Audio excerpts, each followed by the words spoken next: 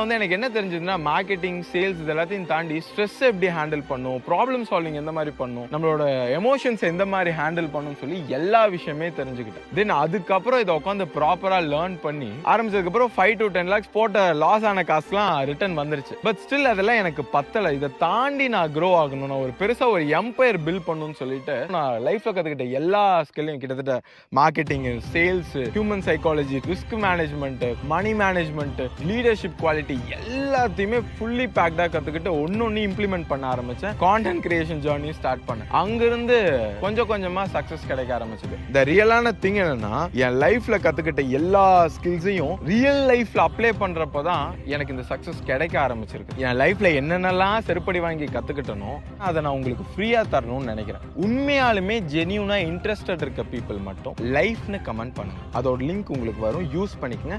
உண்மையா இன்ட்ரெஸ்ட் தான் மட்டும்.